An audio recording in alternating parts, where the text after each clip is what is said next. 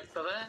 ಮತ್ತು ಭಗವಂತನ ಕೀರ್ತಿ ವರ್ಣನೆ ಇವೆಲ್ಲವುಗಳಲ್ಲಿ ಈ ಭಿಕ್ಷಾಟನೆ ಅನ್ನೋದು ಶ್ರೇಷ್ಠವಾಗಿದ್ದು, ಈ ಭಿಕ್ಷಾಟನೆಯಿಂದ ವೈರಾಗ್ಯ ಪ್ರಾಪ್ತಿ ಆಗ್ತದೆ ಅನ್ನೋ ವಿಚಾರವನ್ನು ನಿನ್ನೆ ವಿಚಾರದೊಳಗ ನೋಡಿದ್ದೀರಪ್ಪ. ಇಲ್ಲಿ ಜನರು ಸದಾ ಭಿಕ್ಷೆಗೆ ಮನ್ನಣೆ ಕೊಡುವರು. ಅಂದ್ರ ಭಿಕ್ಷೆಯಿಂದ ಗುರುತು ಆಗುವವು, ಭ್ರಮೆಯು ಬಯಲಾಗುವವು ಅಲ್ಲದೆ ಎಲ್ಲಾ ಜನರು ಸಹ ಭಿಕ್ಷೆಗೆ ಮನ್ನಣೆ ಕೊಡುವರು.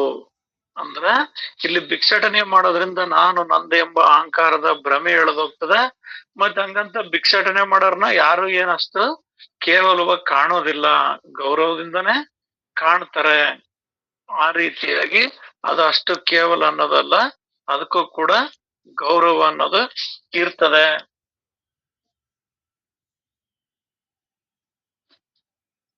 ಗೌರವ ಅನ್ನೋದು ಇರ್ತದೆ.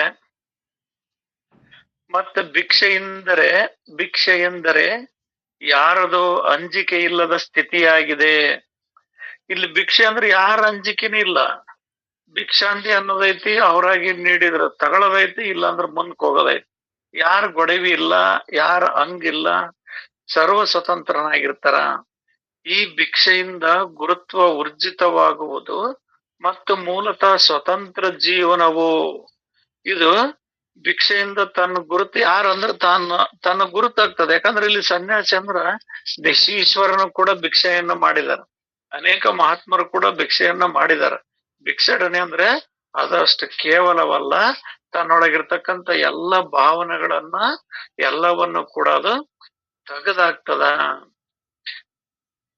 ಈ ಜೀವನವು ಈಶ್ವರ ಪ್ರಾಪ್ತಿಯೂ ಲಭಿಸುತ್ತದೆ.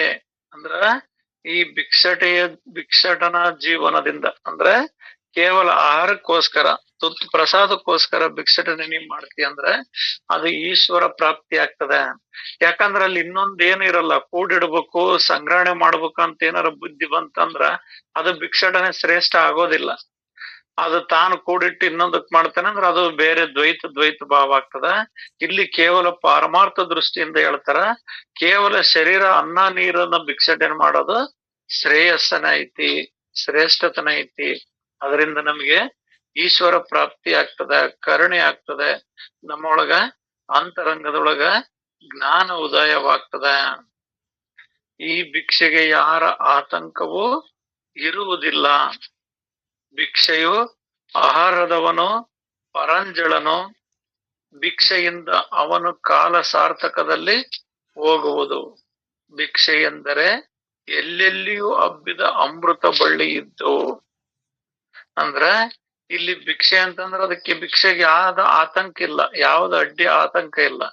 ಭಿಕ್ಷೆಯು ಆಹಾರದವನು ಪರಂಜಳನು ಅಂತ ಹೇಳ್ತದ. ಅಂದ್ರೆ ಭಿಕ್ಷೆಯಿಂದ ಅವನು ಕಾಲ ಸಾರ್ಥಕದಲ್ಲಿ ಹೋಗುವುದು. ಭಿಕ್ಷಾಟನೆ ಮಾಡೋದ್ರಿಂದ ಅವನಿಗೆ ನಿತ್ಯ ಹೊಸದಾಗ್ತದೆ, ಹೊಸತನೂ ಇರ್ತದೆ. ಮತ್ತೆ ಅವನು ಯಾವುದೇ ಇದಕ್ಕೂ ಸಿಲುಕಿಕೊಳ್ಳೋದಿಲ್ಲ. ಯಾವುದೇ ಕಾಲ ವಸ್ತು ಪರಿಮಿತಿಗೆ ಆತ ಯಾವುದಕ್ಕೂ ಕೂಡ ಆತ ಸಿಕ್ಕಿಕೊಳ್ಳೋದಿಲ್ಲ. ಆತ ಯಾವುದೇ ರಂಜನೆಗ ಪರಾವಲಂಬಿಗೆ ಯಾರ ಅವಲಂಬನೆ ಆಗೋದಿಲ್ಲ. ಅವನು ಸ್ವತಂತ್ರ ಇರ್ತಾನ. ಯಾಕಂದ್ರೆ ಯಾರು ಹಂಗ ಕೊಡ್ಬೋದು, ಬೇಡಾದ್ರೂ ಬಿಡ್ಬೋದು. ಯಾರಿಗೇನ್ ನೀನ್ ಭಿಕ್ಷೆ ಕೊಡ್ಲೇಬೇಕಂತ ಅವ್ರೇನ್ ಆದೇಶ ಮಾಡಲ್ಲ. ಭಿಕ್ಷಾಂತಿ ಅಂತಾರ, ಕೊಟ್ರ ಸ್ವೀಕರಿಸೋದೈತಿ, ಇಲ್ಲಿದ್ರ ಆತ ಮುಂದ್ ಹೋಗೋದೈತಿ. ಆತ ಕಾಲ ಸಾರ್ಥಕದಲ್ಲಿ ಹೋಗುವನು. ಅಂದ್ರೆ ಆತನ ಕಾಲ ಸಮಯ ಸಾರ್ಥಕ ಆಗ್ತದ. ಯಾಕಂದ್ರ ಅವ್ನು ಯಾವಾಗ್ಲೂ ಪಾರಮಾರ್ಥದ ವಿಚಾರದೊಳಗ ಇರ್ತಾನ. ಕೇವಲ ಹಸಿವಿಗಾಗಿ 2 ತುತ್ತು ಭಿಕ್ಷೆಯನ್ನ ಬೇಡ್ತಾನಂದ್ರ ಆತಂದ ಸಾರ್ಥಕವಾದ ಸಮಯ ಆಗ್ತದ. ಆ ಸಮಯ ವ್ಯರ್ಥ ಆಗೋದಿಲ್ಲ. ಭಿಕ್ಷೆ ಎಂದರೆ ಎಲ್ಲೆಲ್ಲಿಯೂ ಹಬ್ಬಿದ ಅಮೃತ ಬಳ್ಳಿ ಇದ್ದು ನಾಚಿಕೆ ಪಡದವನಿಗೆ ಅದು ಆ ವೇಳೆಗೂ ಫಲದಾಯಕವಾಗಿದೆ. ಅಂದ್ರ ಭಿಕ್ಷೆ ಬಿಡಕ್ ನಾಚಿಕೆ ಪಡಬಾರದು, ತನ್ನ ಅನ್ನಕ್ಕಾಗಿ, ಶರೀರಕ್ಕಾಗಿ. ಯಾಕಂದ್ರ ಆತ ಜ್ಞಾನಿಯಾಗಿರ್ತಾನೆ. ತನ್ನ ಶರೀರದಿಂದ ಆತ ಎಲ್ಲ ಜ್ಞಾನಾಮೃತವನ್ನ ಇತರರಿಗೆ ಎಲ್ಲರನ್ನ ತಿಳಿಸ್ತಿರ್ತಾನೆ. ಅದರಿಂದ ಆತ ಒಂದ್ ತುತ್ ಪ್ರಸಾದ ಕೇಳ್ತಾನ ವಿನ ನನ್ ಹೆಂಡತಿಗಿರ್ಲಿ, ನನ್ ಮಕ್ಕಳಿಗಿರ್ಲಿ, ನನ್ ಬಾಳ್ಗಿರ್ಲಿ, ಬದುಕಿಗಿರ್ಲಿ ಅಂತ ಯಾವುದೇ ಆಂತರಿಕ ಸ್ವಾರ್ಥ ಇರೋದಿಲ್ಲಲ್ಲ. ಆದ್ರಿಂದ ಭಿಕ್ಷಟನೆ ಶ್ರೇಷ್ಠ ಐತಿ. ಅದು ಅಮೃತ ಬಳ್ಳಿ ಇದ್ದಂಗೆ. ಗೌತಮ್ ಬುದ್ಧರು ಗೌತಮ್ ಬುದ್ಧರು ಕೂಡ ಭಿಕ್ಷಾಟನೆ ಮಾಡ್ತಾರೆ. ಅವರಿಂದ ಎಷ್ಟೋ ಸಾವಿರಾರು ಜನ, ಲಕ್ಷಾಂತರ ಭಿಕ್ಷುಗಳು ಇರ್ತಾರಂತ ಗೌತಮ್ ಬುದ್ಧರಿಂದ. ಹಂಗ ಇದು ಭಿಕ್ಷೆ ಅನ್ನೋದೇನು ಕನಿಷ್ಠ ಅಲ್ಲ. ಇದು ಕನಿಷ್ಠ ಯಾವಾಗ ಆಕತ್ತಂದ್ರ ತನ್ನ ಸ್ವಾರ್ಥಕ್ಕೆ ಬಳಕೆ ಮಾಡ್ಕೊಂಡಾಗ ಹಿಂದಕ್ಕೆ ಗಂಟು ಕಟ್ಟಿಡೋ ಬುದ್ಧಿ ಅದು ಭಿಕ್ಷಾಟನೆ ಬಂಧನ ಆಗ್ತದ, ಹೊರೆ ಆಗ್ತದೆ. ಆದ್ರೆ ನಿತ್ಯವಾಗಿ ಅಲ್ಲಿದ್ದು ತನ್ನ ಹಸುವಾದ ಒಂದು ತನ್ನ ಬಾಯಾರಿಕೆಯಾದ ಒಂದೇ ನೀರು ಹಾಕಿ ಬಿಡ್ತಾನಂದ್ರ ಅದು ಅಮೃತ ಬಳ್ಳಿ ಇದ್ದಂತೆ. ಅದು ಶ್ರೇಷ್ಠ. ಮತ್ತೆ ಭಿಕ್ಷೆ ಬೇಡುವಕ್ಕೆ ನಾಚಿಕೆ ಪಡದವನಿಗೆ ಅದು ಆ ವೇಳೆಗೂ ಫಲದಾಯಕವಾಗಿದೆ. ಅವನಿಗೆ ನಾಚಿಕೆ ಪಡಲ್ಲ ಅಂದ್ರೆ ಮಾನಾಭಿಮಾನ ಮೀರಿದ ಮಾನಾಭಿಮಾನವನ್ನ ಬಿಡಬೇಕಾಗ್ತದೆ. ನೀನ್ ಮಾನಾಭಿಮಾನದ ಭಿಕ್ಷೆ ಬಿಡ್ತಾನೆ ಅಂದ್ರೆ ಅದು ಶ್ರೇಯಸ್ಸ ಆಗೋದಿಲ್ಲ. ನೀನ್ ಅವನ್ನೆಲ್ಲವನ್ನ ನಾಚಿಕೆ ಅವನ್ನೆಲ್ಲವನ್ನ ಬಿಟ್ಟು ನೀನ್ ಭಿಕ್ಷೆ ಬೇಡ್ತಿ ಅಂದ್ರ ಅದು ಫಲದಾಯಕವಾಗಿದೆ. ಅವನು ಅನೇಕ ದೇಹ ಸಂಚರಿಸಿದರು ಉಪವಾಸ ಸಾಯನು. ಯಾರು ಸನ್ಯಾಸಿಗಳಾಗಿರ್ತಕ್ಕಂಥವ್ರು, ಮಹಾತ್ಮರಾಗಿರ್ತಕ್ಕಂಥವ್ರು ಹಿಂದಕ್ಕೆ ಏನೊಂದು ಇಡದೆ, ಬಸವಣ್ಣವರು ಒಂದು ವಚನ ಹೇಳ್ತಾರೆ, ಆಣೆಯಲ್ಲಿ ಒಂದು ಆಣೆ, ಒಂದು ಎಳೆ ಏನಾದ್ರೂ ಹಿಂದಕ್ಕೆ ಇಟ್ಟೇನಾದ್ರೂ ನಿಮ್ಮ ಆಣೆ, ನಿಮ್ಮ ಶರಣರ ಆಣೆ, ಪ್ರಮಥರ ಆಣೆ ಅಂತ ಹೇಳ್ತಾರೆ. ಅಂದ್ರೆ ಯಾವ್ದು ಕೂಡಿಡ ಬುದ್ಧಿಲ್ದಂಗ ಭಿಕ್ಷಟನೆಯನ್ನ ಮಾಡಿಕ್ಯಂತ ಆತ ದೇಶ ಸಂಚರಿಸಿದ್ರು ಕೂಡ ಆತ ಉಪವಾಸ ಸಾಯೋದಿಲ್ಲ.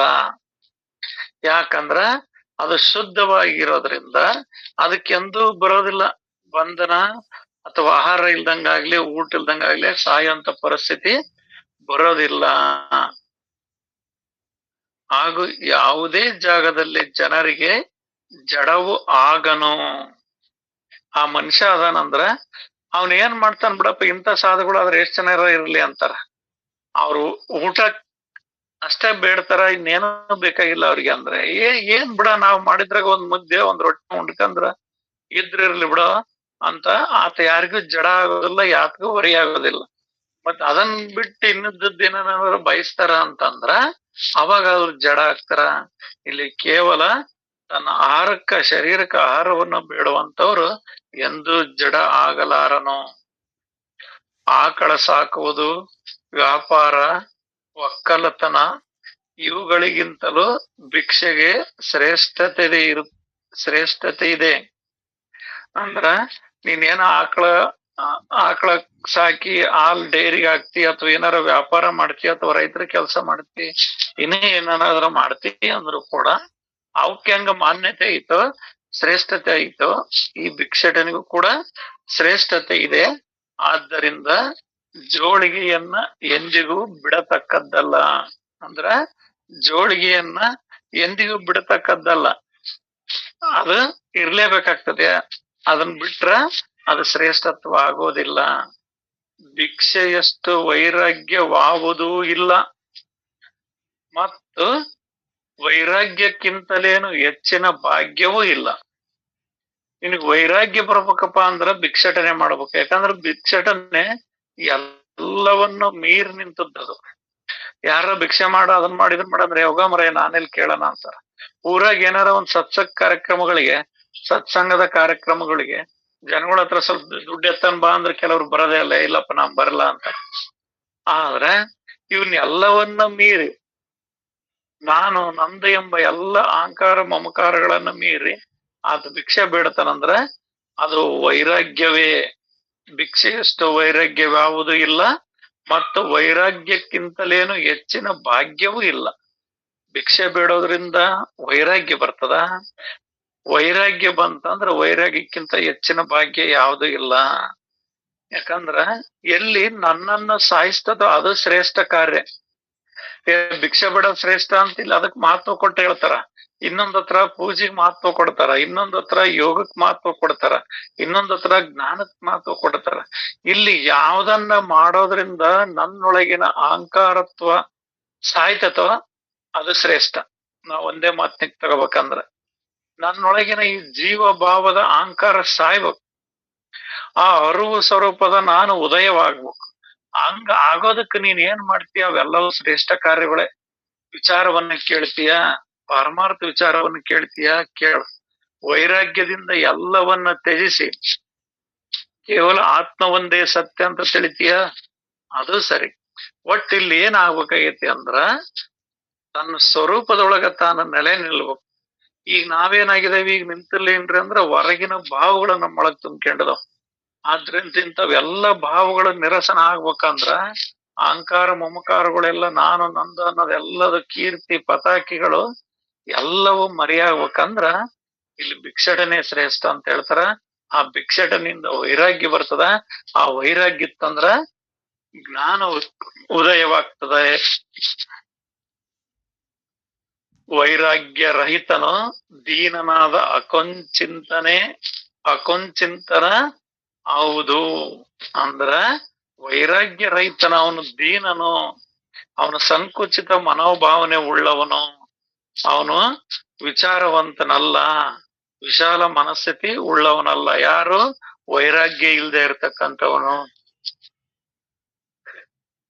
ಭಿಕ್ಷಟನಿಗೆ ಹೋದಾಗ ಭಿಕ್ಷೆಗೆ ಏನಾದರೂ ಉಂಟೆ ಎಂದು ಲೀನತೆಯಿಂದ ಕೇಳುತ್ತಾ ಅಲ್ಪ ಸಂತೋಷಿಯಾಗಿರಬೇಕು.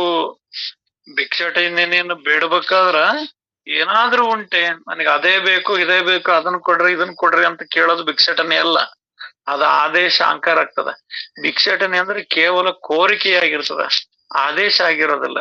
ಇಲ್ಲಿ ಅದನ್ನ ಕೇಳ್ತಾರ, ನೀವು ಭಿಕ್ಷಟನೆಗೆ ಹೋಗಿದ್ದೀರಂದ್ರ ಏನಾದ್ರೂ ಉಂಟೆ, ಏನಾದ್ರೂ ಈ ಶರೀರಕ್ಕೆ ಹಾಕೋದಕ್ಕ ಏನಾದ್ರೂ ಉಂಟೆ ಎಂದು ಲೀನತೆಯಿಂದ ಅಂದ್ರ ಧನ್ಯತೆಯಿಂದ ಕೇಳುತ್ತಾ ಅಲ್ಪ ಸಂತೋಷ ಆಗಿರಬೇಕು. ಅವ್ರು ಒಂದೇ ತುತ್ತ ಕೊಡ್ಲಿ, ಒಂದ್ ಲೋಟ ನೀರ್ ಕೊಡ್ಲಿ, ಒಂದ್ ಮಜ್ಜಿಗೆ ಕೊಡ್ಲಿ, ಇನ್ನೊಂದ್ ಏನಾರ ಕೊಡ್ಲಿ, ಸಾಕಪ್ಪ ಇಷ್ಟೇ ಸಾಕು, ನನಗೆ ಇಷ್ಟೇ ತೃಪ್ತಿ ಐತಿ ಅಂತ ಅಲ್ಲಿಂದ ಮುಂದಕ್ಕೆ ಹೋಗ್ಬೇಕು. ಅಲ್ಲೇ ಮತ್ ಇನ್ನೊಷ್ಟು ಬೇಕಂತ ಕುಂದ್ರದು ಅಲ್ಲ. ಅಂದ್ರ ಅರ್ಥಾತ್ ಇಲ್ಲಿ ಅಲ್ಪ ಸಂತೋಷಿ ಆಗಿರಬೇಕು. ಬಹಳ ತಂದರು ಒಂದು ಮುಷ್ಟಿಯನ್ನು ಮಾತ್ರ ತಕ್ಕೊಳ್ಳಬೇಕು. ಅವ್ರು ಏನಾರ ಬಾಳ ನಿನಗ್ ಚೀಲಕ್ ತುಂಬ್ಕೊಂಡ್ ನಿನ್ಗೆ ಹೊತ್ಕೊಂಡ್ ಹೋಗೋವಷ್ಟು ತಂದು ಕೊಡ್ತಾರ, 3 ದಿನಕ್ಕ ವಾರಕ್ಕ ತಿಂಗಳಿಗೆ ಆಗುವಷ್ಟು ತಂದು ಕೊಡ್ತಾರ ಅಂದ್ರ ಅದನ್ನ ಸ್ವೀಕರಿಸಬಾರದು. ಅದನ್ನ ಸ್ವೀಕರಿಸಿದಿ ಅಂದ್ರ ಅದಕ್ ಶ್ರೇಷ್ಠತೆ ಬರೋದಿಲ್ಲ, ಅದು ತನ್ನ ಘನತೆಯನ್ನ ಕಳ್ಕಂತದ. ಆ ಸಮಯಕ್ಕೆ ಎಷ್ಟು ಬೇಕೋ ಅಷ್ಟು ನೀನು ಸ್ವೀಕರಿಸಿದಿ ಅಂದ್ರ ಅದು ಶ್ರೇಷ್ಠತೆ. ಎಲ್ಲರೊಡನೆ ಭಿಕ್ಷೆ ಬೇಡುವುದು ಹಾಗೂ ಎಲ್ಲರೊಡನೆ ಅತ್ಯಂತ ಸುಖಕಾರಕ ಮೃದು ಮಾತಾಡುವುದು, ಇವೇ ವೈರಾಗ್ಯದ ಲಕ್ಷಣಗಳು. ಎಲ್ಲರೊಡನೆ ನೀನ್ ಭಿಕ್ಷೆ ಬೇಡ್ತೀಯ ಬೇಡು, ಆದ್ರೆ ಎಲ್ಲರೊಡನೆ ಪ್ರೇಮದಿಂದ ಕರುಣೆಯಿಂದ ಸಂತೋಷದಿಂದ ಮಾತಾಡ್ಬೇಕಾಗೈತಿ. ಯಾಕಂದ್ರ ಅಲ್ಲಿ ಅಹಂಕಾರ ಬರಬಾರದು. ಏನಿಲ್ಲದ ಈ ನಾನು ಅನ್ನೋದು ಅಂದ್ರ ದೇಹತ್ವ ಭಾವದ ಅಹಂಕಾರ ಸ್ವರೂಪದ ನಾನು ಅನ್ನೋದು ಎಲ್ಲೆಲ್ಲಿ ಕಾಣದಂಗಿರ್ಬೇಕದು, ಅದೆಲ್ಲಿ ಕಾಣಬಾರದು. ಆ ರೀತಿಯಾಗಿರ್ಬೇಕು. ಮತ್ತೆ ಅದ ಕಾಣಬಾರ್ದಂದ್ರ ಮತ್ತೆ ಯಾವ್ದು ಕಾಣ್ತತಿ ಅಂದ್ರ ಆತ್ಮವಸ್ತುವೇ ಕಾಣ್ತತಿ, ಆ ಜ್ಞಾನ ಸ್ವರೂಪವೇ ಕಾಣ್ತತಿ. ಆ ಜ್ಞಾನ ಸ್ವರೂಪದಿಂದ ನಾವು ಗುರುತಿಸ್ಕೋಬೇಕ ವಿನ ಈ ದೇಹತ್ವ ಭಾವದೊಳಗ ನಾವೆಲ್ಲಿ ಗುರುತಿಸ್ಕೊಳಕ್ ಹೋಗಬಾರದು. ಆದ್ದರಿಂದ ಎಲ್ಲರೊಂದಿಗೆ ಮೃದುತ್ವ ನೀಡದೇ ಇದ್ರು ಕೂಡ ಮೃದುತ್ವದ ಮಾತನಾಡಬೇಕು. ಇವೇ ವೈರಾಗ್ಯದ ಲಕ್ಷಣಗಳು. ತಿಳಿದಷ್ಟು ಸ್ವಲ್ಪದರಲ್ಲಿ ಭಿಕ್ಷೆಯ ಸ್ವರೂಪವನ್ನು ಹೇಳಿದವು. ಭಿಕ್ಷೆಯು ಐನ ಸಂಕಟದ ವೇಳೆಗೆ ಉಳಿಸುವುದು. ಅಂದ್ರ ಎಂತ ಇನ್ನೇನ್ ಅನ್ನ ನೀರಿಲ್ಲಪ್ಪ, ಇನ್ನೇನ್ ಜೀವ ಒಕ್ಕತಿ ಅಂದ್ರು ಕೂಡ ಈ ಭಿಕ್ಷಟನೆಯನ್ನು ಬಿಡೋದ್ರಿಂದ ಈ ಶರೀರನು ಉಳಿತದ, ಮತ್ತಿದು ಪಾರಮಾರ್ಥ ಸಾಧನೆಗೂ ಕೂಡ ಸಹಕಾರ ಆಗ್ತದೆ. ಈ ಸಂಕಟವನ್ನ, ಹಸಿವು ಬಾಯಾರಿಕೆ ಸಂಕಟವನ್ನ ಈ ಭಿಕ್ಷಟನೆ ನೀಗ್ಸ್ತದ. ಇಷ್ಟ ನೀಗ್ತಂದ್ರ ಸಾಕಲ್ಲ, ಮತ್ ನಮಗಿನ್ನೇನ್ ಬೇಕು? ಇನ್ನೇನ್ ಸುಲಭವಾಗಿ ಜಗತ್ತಿನೊಳಗೆ ಗಾಳಿ ಸರಳವಾಗಿ ಸಿಗ್ತದ. ಅದಕ್ಕಿಂತ ಸ್ವಲ್ಪ ಕಷ್ಟಪಟ್ರೆ ನೀರ್ ಸಿಗ್ತದ, ಅದಕ್ಕಿಂತ ಇನ್ನೊಂದ್ ಸ್ವಲ್ಪ ಕಷ್ಟಪಟ್ಟು ಭಿಕ್ಷೆ ಬೇಡಿದ್ವಿ ಅಂದ್ರೆ ಇಷ್ಟ ಆದ್ರೆ ಸಾಕು. ಇನ್ನು ಯಾವಾಗ್ಲೂ ಪಾರಮಾರ್ಥದ ವಿಚಾರದೊಳಗ ಇರೋದಕ್ಕ ಇದು ತುಂಬಾ ಸಹಕಾರಿಯಾಗಿದೆ. ಇತಿ ಶ್ರೀ ದಾಸಬೋಧೆ ಗುರು ಶಿಷ್ಯ ಸಂವಾದ ಚತುರ್ದಶಾದಶಕ್ಕೆ ಭಿಕ್ಷಾ ನಿರೂಪಣ ನಾಮ ದ್ವಿತೀಯ ಸಮಾಸ ಇಲ್ಲಿ ಮುಕ್ತಾಯ ಆಯ್ತರಪ್ಪಾಜಿ. ಮುಂದಿನ ಅಧ್ಯಾಯ ದಶಕ 14 ಸಮಾಸ 3 ಕವಿತ್ವ ಲಕ್ಷಣ ನಿರೂಪಣೆ. ಶ್ರೀ ಗುರುಭ್ಯೋ ನಮಃ. ನುಡಿ 1:13 ಅರ್ಥ ಸುವಾಸಭರಿತವಾದ ಕಾವ್ಯ ಶಬ್ದರೂಪಿ ಪುಷ್ಪ ಮಾಲೆಯಿಂದ ಸಂತರೆಂಬ ಭೃಂಗ ಸಮೂಹಕ್ಕೆ ಸಂತೋಷವಾಗುವುದು. ಅಂದ್ರ ನೀನ್ ಕವಿತೆ ಹೆಂಗಿರ್ಬೇಕಪ್ಪ ಅಂತಂದ್ರ ಅದ್ ಹೆಂಗಿರ್ತದಂದ್ರ ಅರ್ಥ ಸುವಾಸ ಭರಿತವಾದ ಕಾವ್ಯ, ಅದು ಅರ್ಥವನ್ನು ಉಳ್ಳುವಂತದ್ದಾಗಿರ್ಬೇಕು. ಸುವಾಸ ಅಂದ್ರೆ ಶ್ರೇಷ್ಠ ವಿಷಯಗಳನ್ನ ಒಳಗೊಂಡಿರ್ತಕ್ಕಂಥದ್ದಾಗಿರ್ಬೇಕು. ಮತ್ತೆ ಶಬ್ದರೂಪಿ ಪುಷ್ಪ ಮಾಲೆಯಿಂದ ಅಂದ್ರೆ ಅಕ್ಷರಗಳು ನುಡಿಗಳು ಆ ಹೂವಿನ ಮಾಲೆಯಂತೆ ಸಂತರೆಂಬ ಭೃಂಗ ಸಮೂಹಕ್ಕೆ ಸಂತೋಷವಾಗುವುದು. ಅಂದ್ರ ಸಂತರನ್ನರು ಈ ಹೊರಗ ಹೂವು ಅರಳಿದ್ರ ಆ ಭೃಂಗಗಳು ಆ ಕೀಟಗಳು ಬಂದು ಅರಳಿದ ಹೂವಿನ ರಸವನ್ನ ಹೆಂಗ ಹೀರ್ತವೋ ಹಂಗ ಈ ಕವಿತ್ವವನ್ನು ಬರೆದಿದೆ ಅಂದ್ರೆ ಅದು ಅರ್ಥಗರ್ಭಿತವಾಗಿರ್ಬೇಕು, ಸುವಾಸ ಭರಿತವಾಗಿರ್ಬೇಕು. ಮತ್ತೆ ಕಾವ್ಯ ಶಬ್ದರೂಪಿ ಪುಷ್ಪ ಮಾಲೆ ಅಂದ್ರೆ ಹೂವಿನ ಮಾಲೆಯಂತೆ ಹೂವಿನ ಹಾರದಂತಿರಬೇಕು. ಆ ಹೂವಿನ ಹಾರದಂತಿದ್ರ ಈ ಕೀಟಗಳು ಭೃಂಗ ಇವಿ ಹಂಗ ಹೂವಿನ ರಸವನ್ನ ಹೀರ್ತವೋ ಹಂಗ ಸಂತರು ಅನುಭವಿಗಳು ಆ ನುಡಿಯ ಆ ತತ್ವ ನುಡಿಗಳ ರಸವನ್ನ ಹೀರುವಂತಾಗ್ಬೇಕು, ಹೀರಿ ಸಂತೋಷವಾಗುವಂತಾಗ್ಬೇಕು.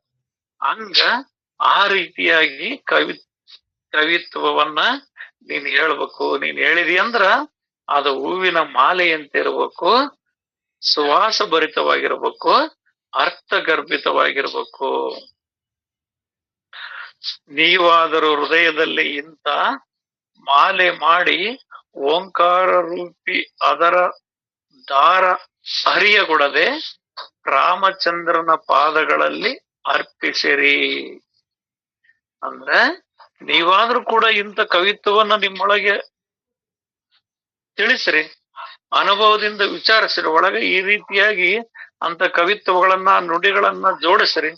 ನೀವು ನುಡಿಗಳನ್ನ ಜೋಡಿಸಿ ಹೇಳಿದ್ರ ಆ ನುಡಿಗಳು ಹೆಂಗಿರ್ಬೇಕಂದ್ರ ಅರ್ಥ ಸುವಾಸ ಭರಿತವಾಗಿರ್ಬೇಕು. ಅರ್ಥ ಸುವಾಸ ಅಂದ್ರೆ ಆ ವಿಚಾರಗಳ ಯಥಾರ್ಥ ಜ್ಞಾನದ ವಿಚಾರವನ್ನು ತಿಳಿಸುವಂತವಾಗಿರ್ಬೇಕು. ಮತ್ತೆ ಅವು ವಾಸನೆ ಬರಿಬೇಕು. ಸುವಾಸ ಅಂದ್ರೆ ಶ್ರೇಷ್ಠವಾದ ವಿಚಾರಗಳನ್ನ ಒಳಗೊಂಡಿರ್ಬೇಕು.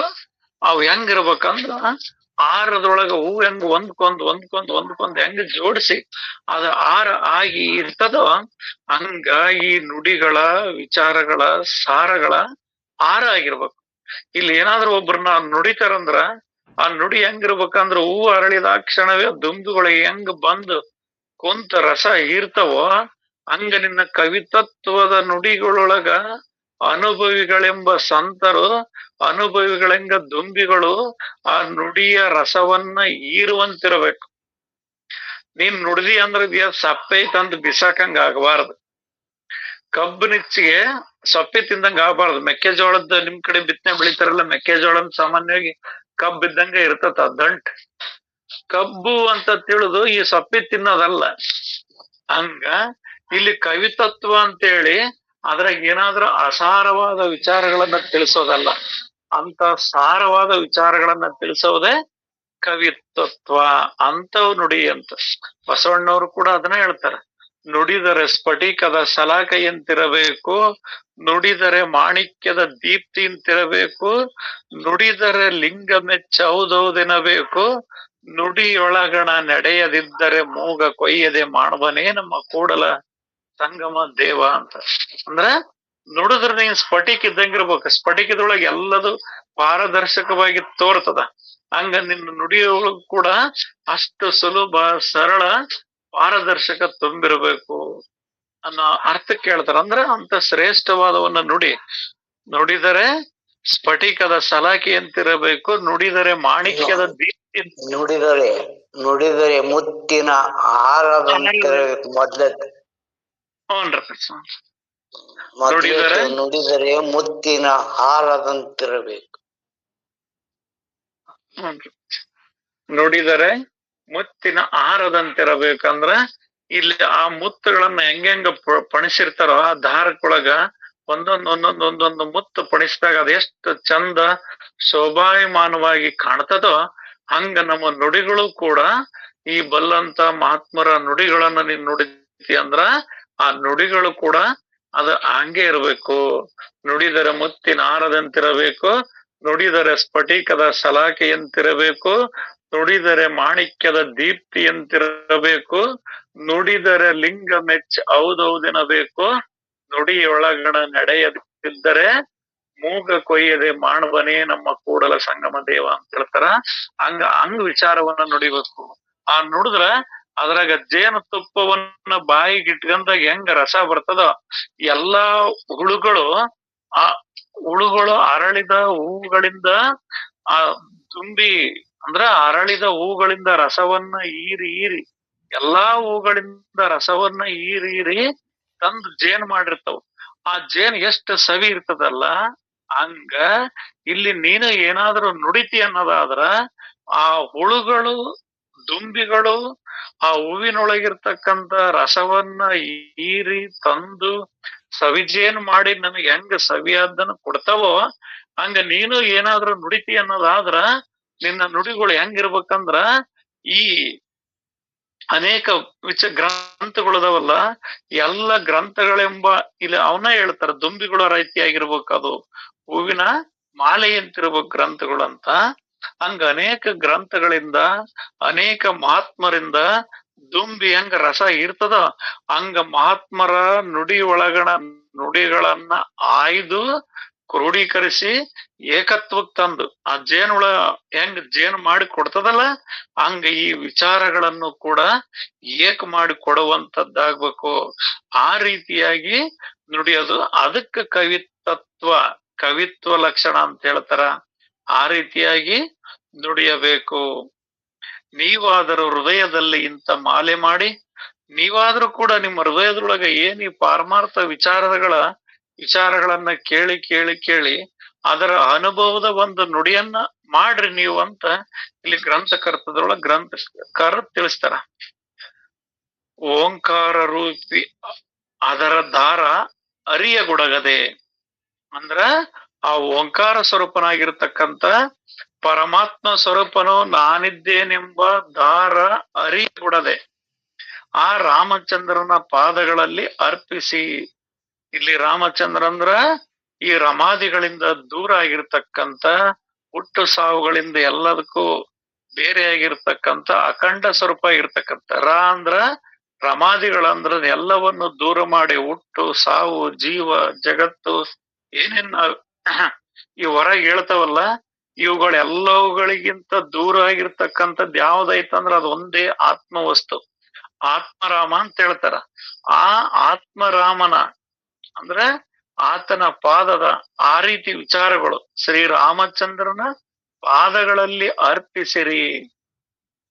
ಓಂಕಾರ ರೂಪಿ ಅದರ ದಾರ ಅರಿಯಗೊಡದೆ ಅಂದ್ರ ನೀವು ನುಡಿಯುವಂತ ವಿಚಾರ, ನೀವು ರಚಿಸುವಂತ ಕವಿತ್ವ ಹೆಂಗಿರ್ಬೇಕಂದ್ರ ಅದು ಆ ಮೂಲ ಸ್ವರೂಪವನ್ನ ಬಿಟ್ಟಿರಬಾರದು.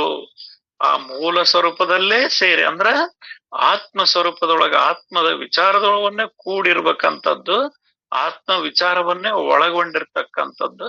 ಅಂತ ಕವಿತ್ವವನ್ನ ರಚನೆ ಮಾಡಿ ಅದನ್ನ ಶ್ರೀರಾಮಚಂದ್ರನ ಪಾದಗಳಲ್ಲಿ ಅರ್ಪಿಸಿ ಅಂದ್ರ ಆ ಪಾದಗಳಲ್ಲಿ ಅಂದ್ರ ಜ್ಞಾನ, ಆ ಜ್ಞಾನಕ್ಕೆ ಅರ್ಪಣೆ ಮಾಡ್ರಿ.